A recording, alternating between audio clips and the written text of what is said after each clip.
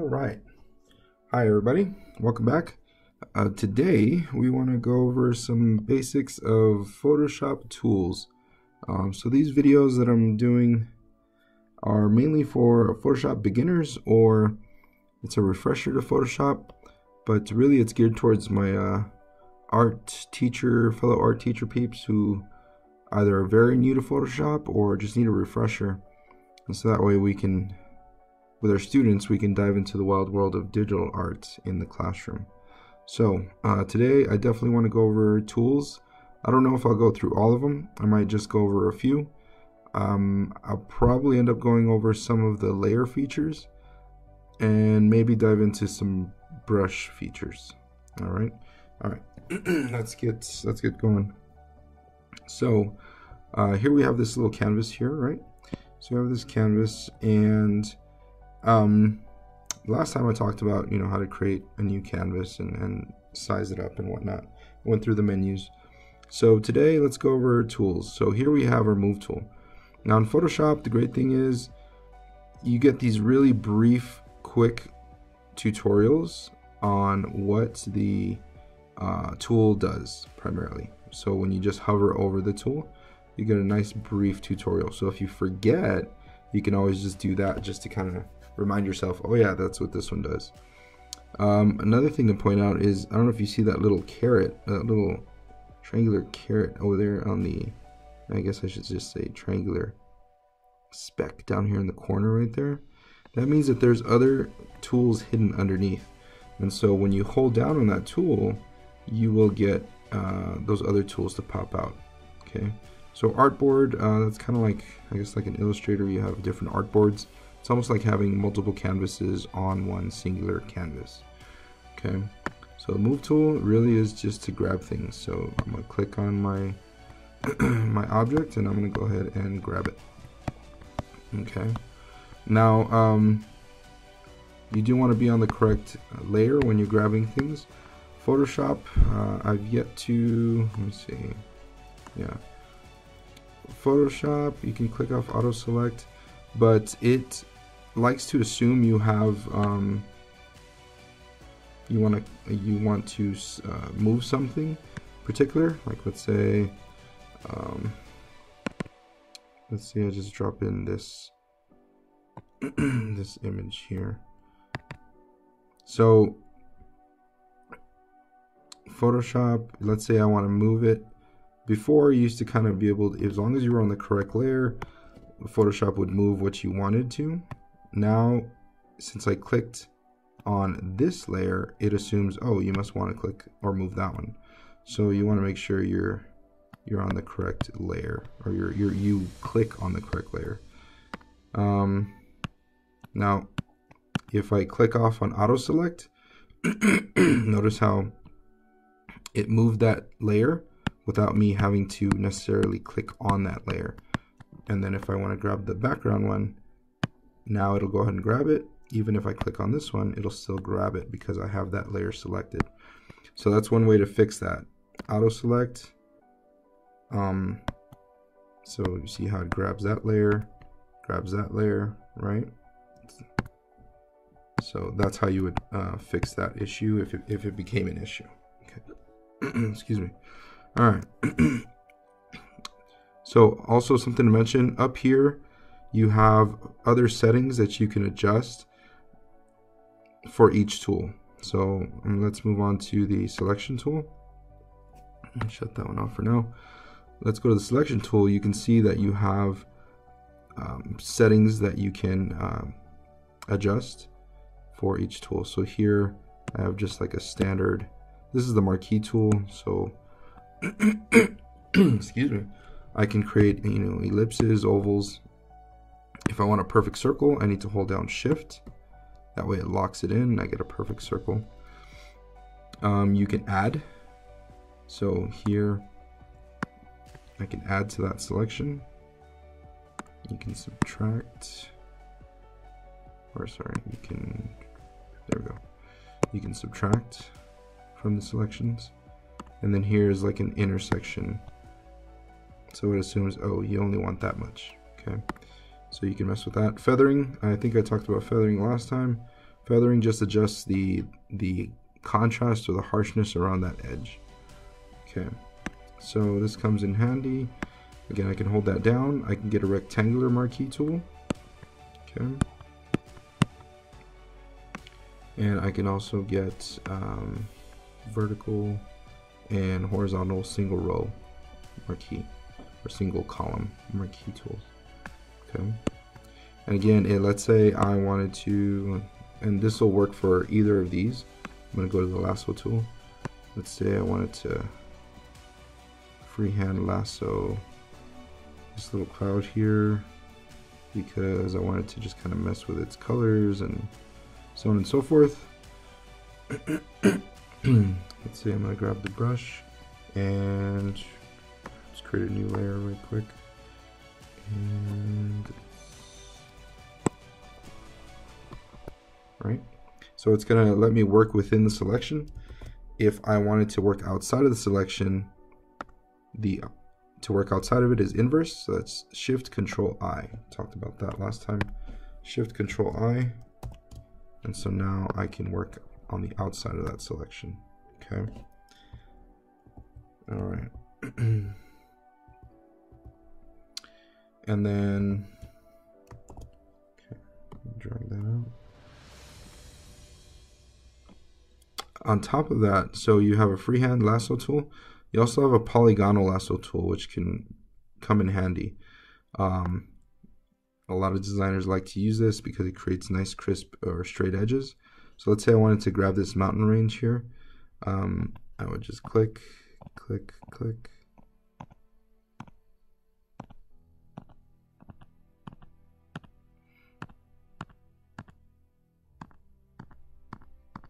And so you can see it's giving me these nice straight edges. So just for now, let's let's just kind of shorten this demonstration. And then to finish it off, what you want to do is when you get back to the other end, you notice you get that little O pop up, little circle. That means that's where you're gonna go ahead and finish it off. And again, I can go ahead and paint inside that selection, or what have you. Okay, and then also you have a magnetic lasso tool. So this one is going to try to read all the different edges of the image, or within the image. It's going to read all the different changes in values and assume what it is you want to select. So let's say this cloud over here. I'm going to go ahead and click over here and start it. And I'm not even clicking, I'm just hovering. And as I'm hovering, trying to trace the shape, it's basically putting in these vertices or these little anchor points, trying to get every subtle change. Now this works because there's plenty of contrast between that cloud and the color of the cloud and the color of the sky. So that works nicely. It gets me a very, very accurate selection. Versus, let's say, I don't know, I was trying to get maybe some of these subtle changes, like let's say this little miniature cloud here. Photoshop's, oh, see right there, it kind of messed up a little bit. You know, Photoshop did as best it could. I think it just messed up right there. So if the values are way too close, and it's really hard for the software to kind of pick it up, it will, you know, you might have a part of the selection that's not totally accurate. But of course, you can also change that with these settings up here. Okay. All right. So magnetic. Here you have a magic wand tool, and below it you have a quick selection tool, object selection tool. So let's say magic wand. Again, it's going to read. It's going to read the pixels, and it's going to pick up whatever it feels is within that range, and it's very close. So if I click in the sky, you see how it got the majority of that blue, or very similar to that blue, but it didn't pick up some of the clouds, and it didn't pick up some of the other clouds just above the mountain range. Now let's say I did want to grab that cloud.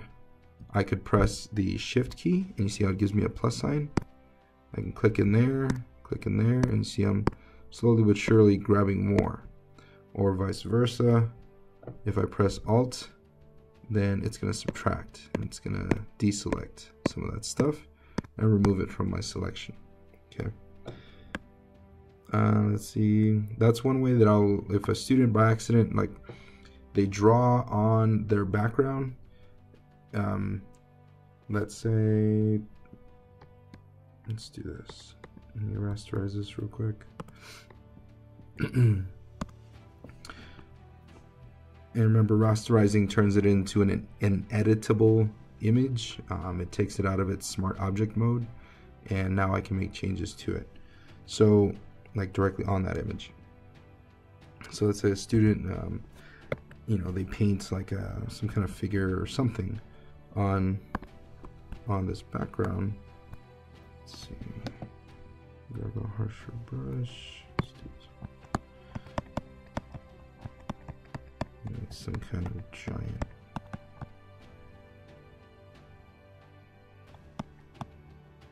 Some kind of giant Godzilla type creature. So let's say they're working on that, and they're like, oh no, I put it on the same layer. So one thing we can do, a quick way to try to fix that, is I'll use the magic wand tool. I'll grab as much as I possibly can, and then I will put it on its own layer. So then I'll do like Command J, right, to copy it into its own layer, or I'll cut it with Command Shift J, and it cuts it from that layer. But then you gotta edit what's underneath. So it just depends. Of course, if you want it to be perfect, you have to spend more time editing the pixels that you didn't pick up, right? Okay, so we have that. So let's back out of that. So magic wand. You can also do a quick selection. Okay, so you can do a quick selection. Underneath you have quick selection tool. So if I click on this cloud and I just keep clicking, it's grabbing chunks that Photoshop feels are very similar in value. Like, oh, he must want to grab this, must want to grab that. Sometimes it'll grab too much, right? It'll grab a little too much, and so you can do it this way, where it's like little by little you build it up. Okay, and then also, what is it? Object selection tool.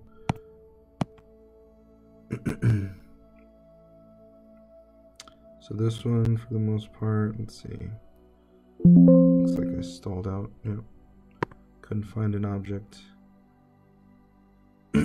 Like here in the example, you see that there's enough contrast in that image that it understands, okay, he needs to grab the whole grapefruit.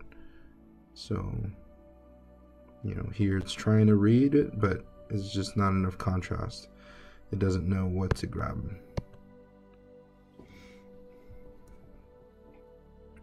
All right.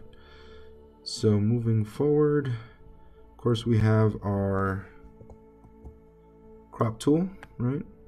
Over crop tool. I don't use slice tools too much. Perspective crop tool, I don't use that too much. Crop tool, it's just like any crop tool, like in a phone. I guess here, the big thing you can set up certain dimensions, certain ratios, or you can keep it custom. But here you can set up, so if you wanted it to be a specific ratio, you'd set that up. And then you can tweak it here. You can also delete cropped files, so that's something to pay attention to. So let's say I crop to here. Once I crop, right, it's saying it has this selected saying delete cropped pixels, basically. It's going to get rid of all this over here, and it's not going to save it for us. Now, if I remove that, then later on, so let's say I go ahead and crop, later on, I should still have, you see how it's saved what was once there before, it pretty much has memory of that. So that way it's not permanently gone. Okay, so that could come in handy in case, you know, the idea changes or the project changes. So that's an important feature right there. Frame tool, as you can see, it's kind of an easy way to edit something. I guess the only drawback here, I was messing with this, and so really, to my knowledge, you can really only work with either this geometric, you know, square or rectangular shapes, or round, circle, oval, ellipse type shapes. For the most part, if you have an image where you have that exact setup, that could work nicely, just like in this image. You have this top-down view from this cup. A perfect circle will do nicely, and you can drop in another photo and quickly edit that. And so that makes for quick work. There are other ways to do it the long way, still work. So I think that's just a feature to just try to speed up the process, should your images be, you know, coincidentally ideal. All right. Eyedropper tool. Eyedropper tool, I like using that one with my shortcut. I don't use too much of these. Ruler tool, note tool, I don't use that. 3D material, no. Well, I guess if you're working with 3D textures, that would help. Color sample, yeah. Eyedropper. So when you're painting, that's something that I definitely have my finger on the Alt button, my thumb primarily. I'm left-handed, so my right thumb is on the Alt tool. So that way, as I'm painting, I can make for quick. I can grab the values that I need quickly and paint on the fly. Another thing, I have my middle finger and right-handed ring finger on the open and close brackets, which are next to the letter P, and those can resize your brush or decrease the size of the brush. And so I have that. So thumb is on Alt, and those other two fingers are on my brush size tool, and so that way it makes for quick painting as I go. And that's something I definitely tell my students to get in the habit of. Some do it, some don't. It takes a while to get used to it, but you know, just as far as being efficient with your time and painting a little quicker, you know, getting the job done a little bit faster, so on and so forth. All right. Okay, so there's the brush tool. Pencil tool, I really don't use that a whole lot. Color replacement tool, let's see, what does that do? I really don't use that much either. Let's see. Yeah, don't even think I'm using that correctly. All right, mixer brush tool though. That one's a good one. So this one, on its own, it's going to want to, for the most part, blend. So let's see. And then up here, you can change, like you determine, is it very wet brush, so it's almost like wet on wet, and it's mixing a lot. Is it loaded? How much is it loaded up? How much is gonna mix? How much flow? So on and so forth. So very cool features to this particular brush. Set smoothing for stroke. So there you go. So that's for shakiness of the hand and whatnot. So this will automatically want to kind of blend.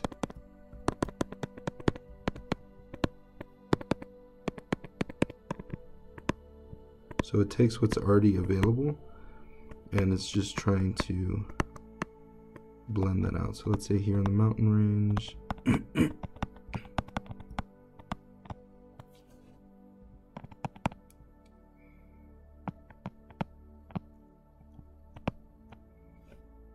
That's right, because I'm on the, there we go, I was on the wrong layer. So it's gonna try to mix what's there, which is nice. It could come in handy. Let's see.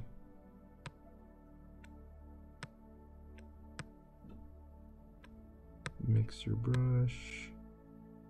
Simulates real painting techniques such as blending colors and varying something. Alright. As far as brushes, your brush window. Remember, in window you can make sure you have brushes and brush settings available. So here I have brushes. You have dry media brushes. So let's say wet media. And of course you can also download a bunch of others. Let's turn this off. Let's leave that on so we can see. So we have inking, Inkbox, real oils. Let's see, impressionistic blender. Let's do real oils.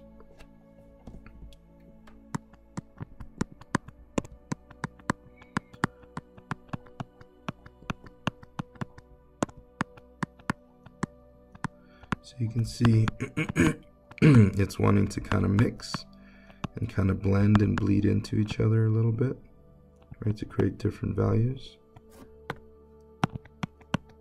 See that?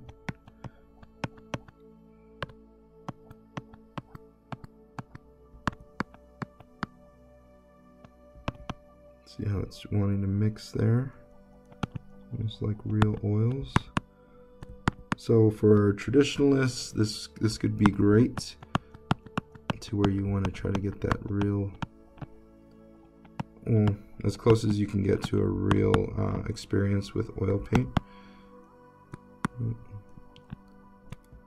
course, with much faster dry time and easier cleanup, and you don't have to deal with linseed or anything like that. But yeah, that could make for some great stuff right there, for sure. Alright, let's see, wet blender. It's gonna blend what's there. It's kind of smudging it. And then of course, charcoal. Then switch it to a dry media. Totally different feel and look. Okay.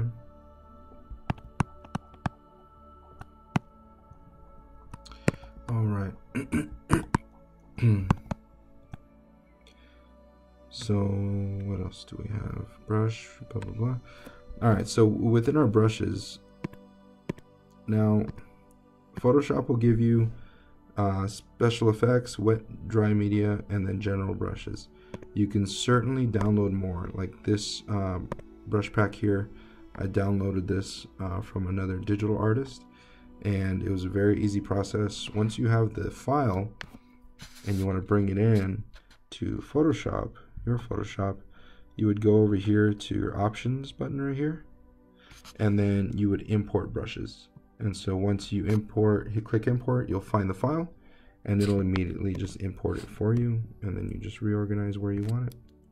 So really handy. A lot of artists are creating very awesome custom brushes, and of course you can create a whole lot with what Photoshop gives you, but those options are available. And of course here, so here we have a lot of other settings for our brushes. So let's say like here, you can rename the brush, right? You can mess with its size. You can also mess with its kind of angles, right? So here you can rotate it. I can kind of squeeze it. That'll change how, you know, what the brush stroke looks like. You can, in some brushes, like let's say here, there we go, hardness, you can change the hardness. So that'll just determine how soft or hard the edge is on the brush. And of course your spacing, here we're at 27%.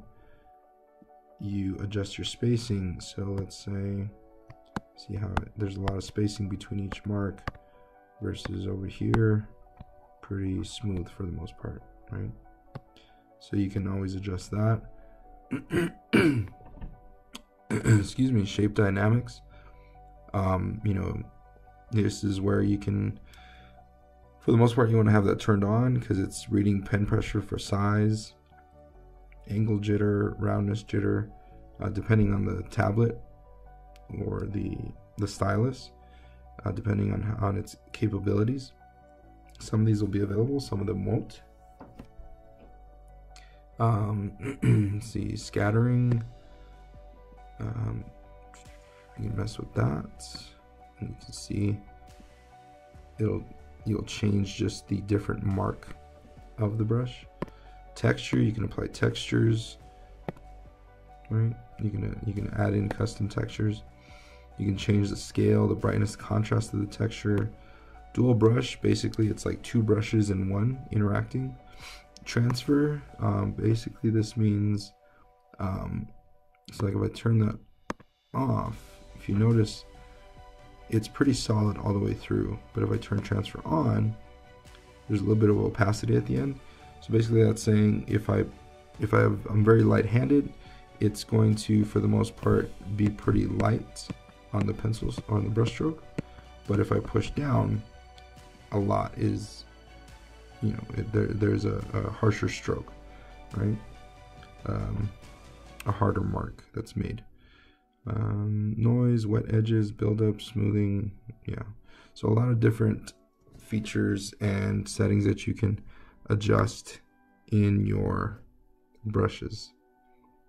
Okay, and let's go over a couple more things, and then that way I can keep this video a little short. So this one is pretty awesome, the stamp tool. This one could come in handy, so if you're photo editing or creating textures, this is a quick way to maybe just kind of fill in the gaps or to make corrections. So with the clone stamp tool, what this does is, I'm going to go ahead and create, increase the size of my brush, of my stamp. And so what I'm going to do is I'm going to press Alt, and I'm going to click on that area. And so now it's basically recorded that information, and now I can stamp that elsewhere.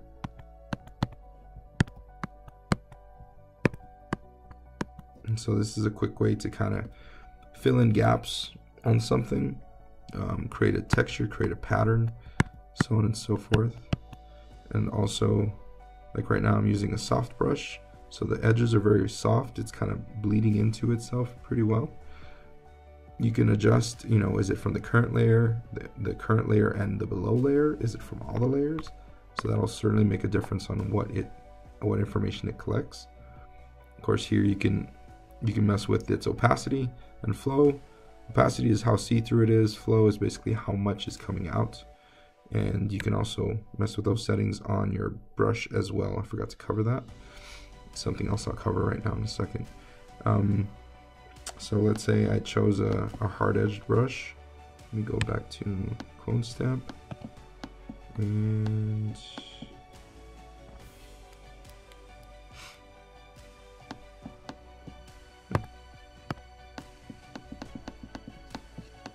right click is not working.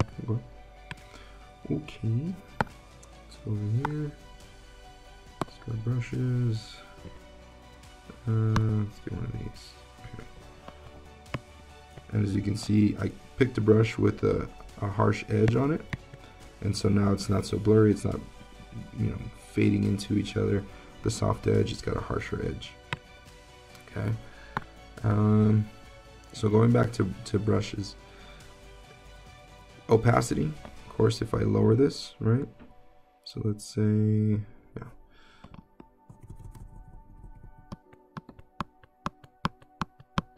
It's only a little bit, it's a slow build up, right? So maybe you can mess with that setting if you're working on, let's say, I don't know, portrait, you know, and you're trying to be real subtle with the shading, very subtle on the details and the values and the build up. You can adjust the settings there. Okay. And then the flow, so let's say knock the flow down. It's how much paint is going to come out at one time. Okay. And for the most part, I like to work like in the 70s, 70 and 70. Smoothing, this is nice. So let's say my right click is not working. Let's say, what am I doing? Oh, yeah. So let's say I want to create some line work here. Let's make these solid. There's a little bit of a wiggle to my line there, right? There's a natural wiggle to our line, to our hand, right? I don't have the steadiest hands. You can see that natural wiggle to the line. You can adjust your smoothing. And let's change colors so we can... Not bad. Let's jump that up. Kind of a smoother line, right? See how the wiggle is now next to none, right? So it creates a steady line, nice clean line work, which is nice to have. All right, so there's that. Oh, another good feature. Let's create a new layer for portraits in particular. So let's say, all right, I'm working there. Let's grab that color. I have symmetry right here that I can use. So let's do vertical symmetry, and oops, let's go there. So I've turned that on, right? So I have vertical symmetry, so then that way I can go ahead, let me lower this here. I can go ahead and create my little portrait, right?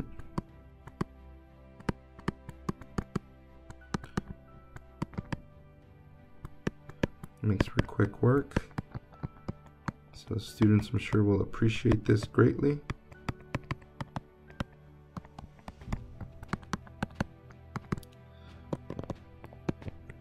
All right. So that's a nice feature that I'm sure your students will love. Come in handy for sure. All right, and of course there's other symmetries as well. So that could also be used for, you know, working with some kind of you've got like the mandala, you have well, I forgot what that design was, it's totally escaping me, but you know, using shape, using pattern, radial balance, all that good stuff, right? So that could definitely come in handy. Okay, and so I did the clone stamp. Okay, history, is this the history brush? Yeah, history brush. I don't use that too much. That's, I guess, like if you, yeah, I don't really use that. And then eraser, of course, your standard eraser. Let me turn that off. Just your standard eraser, and of course you can also, you know, you can determine what brush your eraser is. Okay, so it doesn't always have to be this giant harsh brush. It can be a soft brush. That way you can gently erase some of the things that you did. Okay. Background eraser tool. Let's see. Background eraser. Let's try.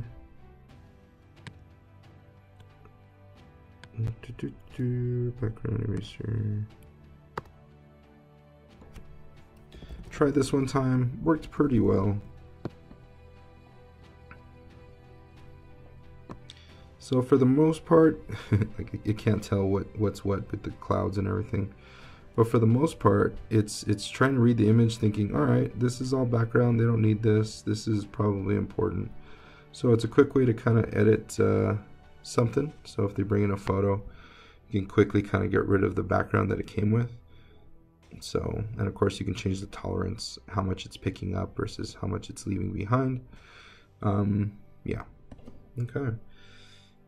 All right, so I think I'm gonna stop there with those tools, and I'll pick it up on the next one. But before I go, I do want to cover some quick things in your layer window that I think is really cool. I use it a lot with my students.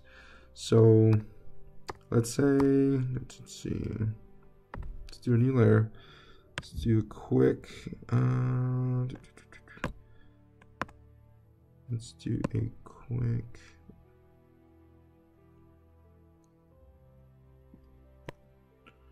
okay.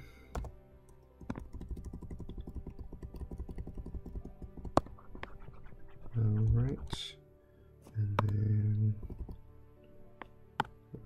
here, we're gonna go here.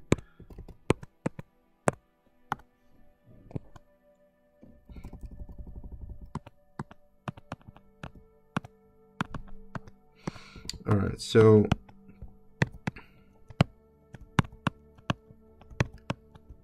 one of my favorite things to draw in the whole wide world is our skulls. Don't ask me why, I just do. And even though this isn't like perfect, please don't judge me. All right.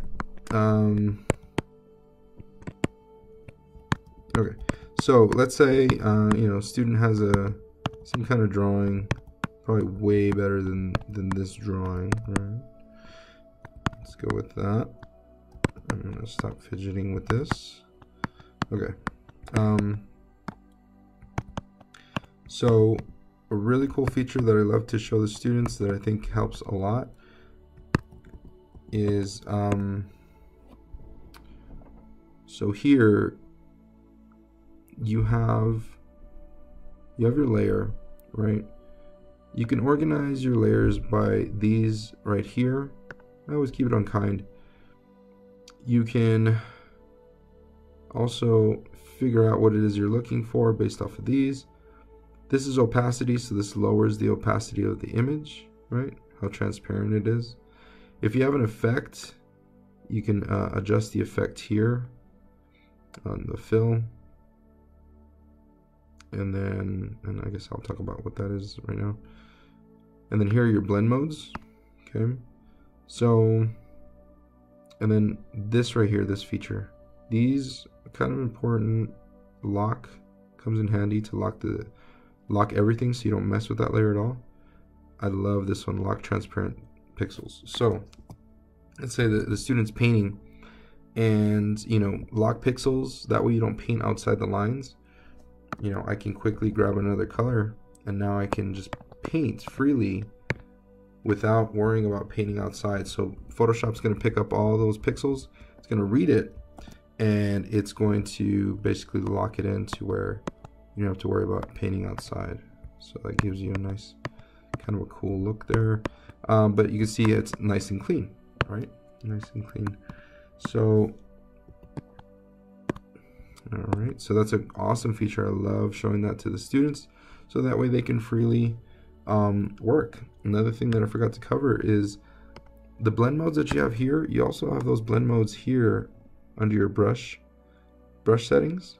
So let's say I was gonna go with, let's do overlay. Let's pick a green. And so what that does is, since it's an overlay, it's going to paint, but it's still gonna try to keep the information from below, right? So that's something. Okay. So again, I have it on lock pixels, so that means that I'm able to paint within that shape and not have to worry about that. That's something that I'll cover later in another little assignment when we start getting into quick projects. So that's something I'll definitely touch on later. All right, so there's that. And of course, blend modes. This just basically means if I turn this on, so right now this is on normal, but each one of these will do something different to where that skull is going to interact with the information below in a certain way. Each one will do something different. So that could make for some quick effects or help create some interesting artwork for the students. Okay. All right.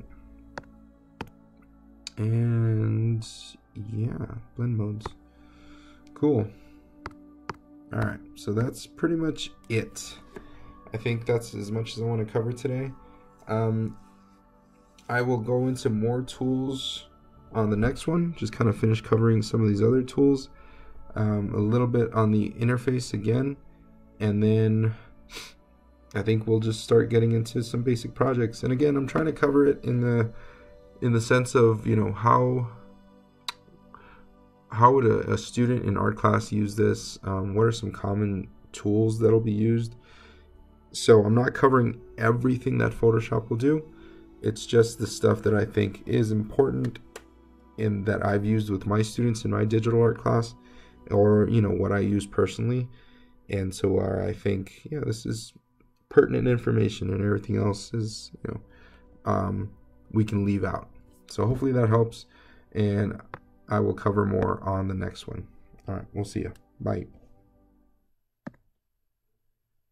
If you want more videos like this, smash that like button and subscribe.